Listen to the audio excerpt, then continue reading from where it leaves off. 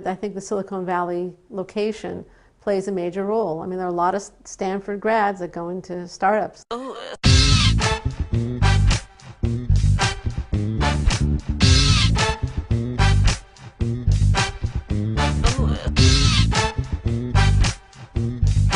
Welcome to MBA Pod TV. I'm your host, Bob O'Keefe. Today we're taking you to the heart of Silicon Valley, to none other than the Stanford Graduate School of Business. Not only is Stanford one of the leading business schools in the world, but they're also one of the most selective when it comes to the admissions process. I'll be sitting down with Linda Abraham, president and founder of Accepted.com, an MBA admissions consulting and essay editing service. She's going to break down the Stanford application and give you strategies for tackling each of the essay questions. You'll also meet several Stanford MBAs who will give you insight on what it takes to get in.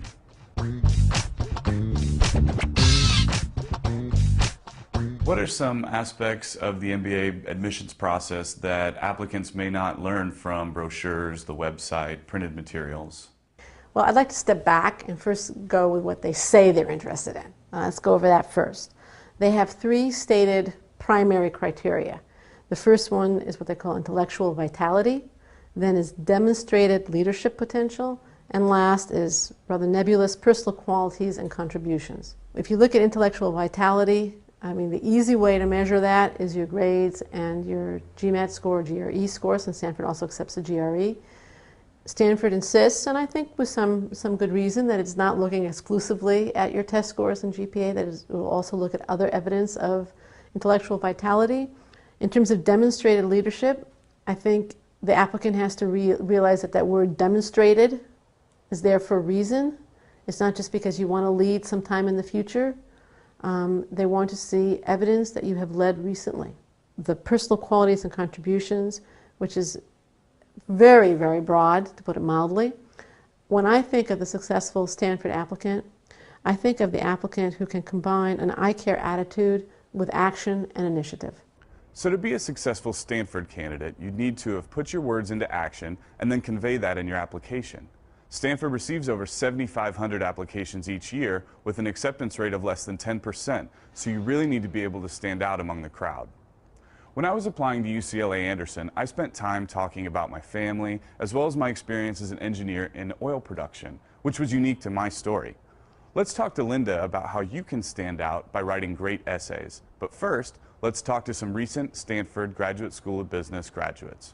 I applied to Stanford knowing that it was a very small school and that I would have a very intimate experience.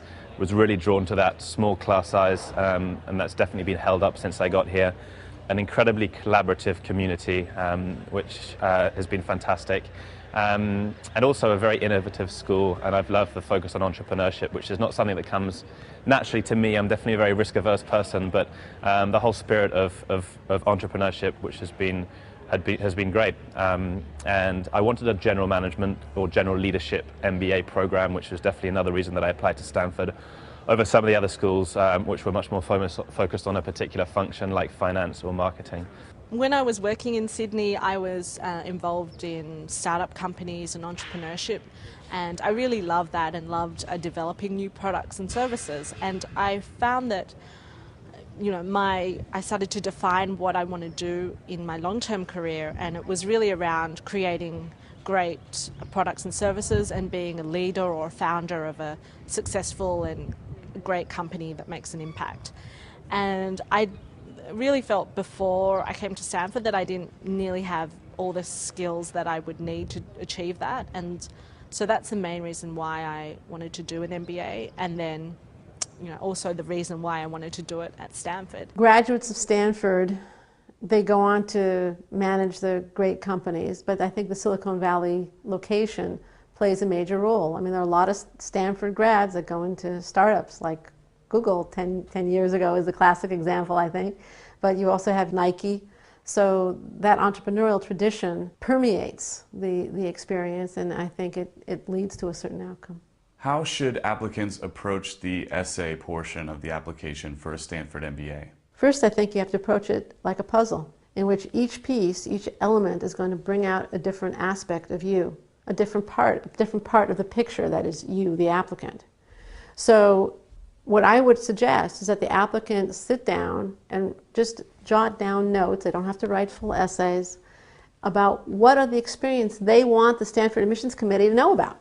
What are they proud of? What is revealing of themselves and their values? Again, using that jigsaw puzzle analogy, you say, all right, these experiences are going to best answer this question. And when I put them all together, it's going to paint the most textured, comprehensive, and impressive picture of me. The first question in the application process for Stanford 2010 applicants is, what matters most to you and why?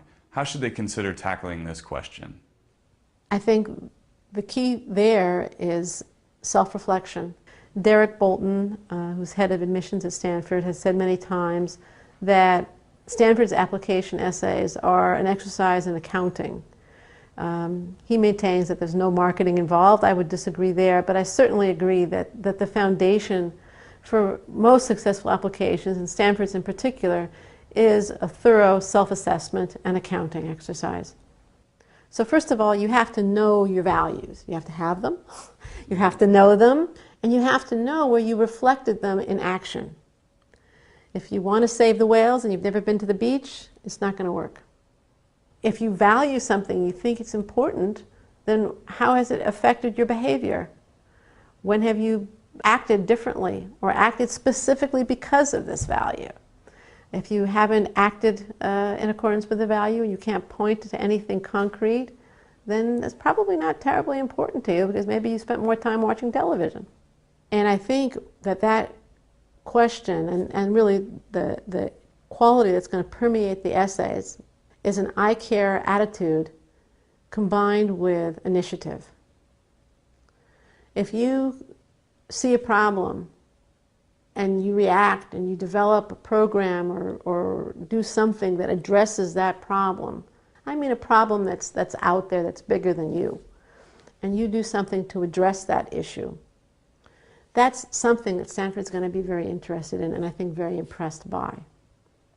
Essay number 2 says, what are your career aspirations and how will your education at Stanford help you achieve them? You have to know what your career aspirations are. An MBA is not an end in itself, it's a means to an end.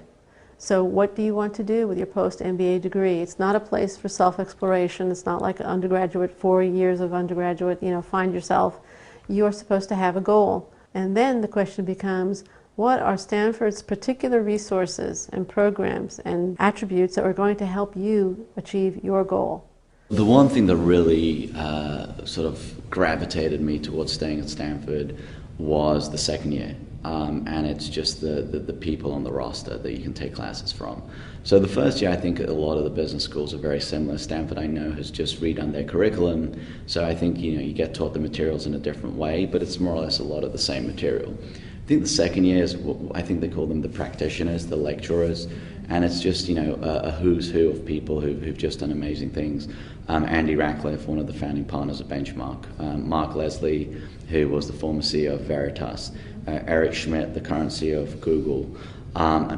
Just off the top of my head, they're just like a bunch more. Joel Peterson, absolutely fabulous. He was an investor in JetBlue, big real estate guy before he sort of started his own private equity fund. Just unbelievable guy as well. All these people, I was fortunate enough to get to know them. So I think it's just really the caliber of these sort of professionals, as well as the great teaching in the first year. The third essay question asks to choose 2 of 4 options. First of all, how should an applicant decide which of the 2 to choose? That's actually fairly easy. You want to choose the 2 that are going to best present you. So if you have a great teamwork experience, you'll choose the option that relates to teamwork. If you have a great leadership experience, and keeping in mind that Stanford once demonstrated leadership, you're going to choose that one. I think these options in essay number 3 really reflect Stanford's mantra: change lives, change organizations, change the world. The key should be what is going to help you tell your story. If an applicant had to choose one aspect of their application to really focus on to impress Stanford, what would that be? I think the applicant may want to, in the self-assessment and accounting that we were talking about a minute ago, may want to assess what's the weakest element in their application and then work on that to improve that. They're going to want to sell their strengths, to be sure, but the weakness can keep them out. So first you have to know why you want to go to Stanford, why you are a fit with Stanford, what you're going to contribute to Stanford, and then you have to convince Stanford that that's of the same things that you've convinced yourself. But you can only do that if you know your strengths and weaknesses, how they match Stanford's value, how you're going to achieve your goals by attending Stanford. Now that was a lot of insightful information that we hope you can use when putting together your Stanford application. That's a wrap today on MBA Pod TV. I'm your host, Bob O'Keefe. Visit us at mbapodcaster.com to register for weekly audio and video shows. Follow us on Facebook and Twitter to keep up with the latest news and insight on your MBA application process.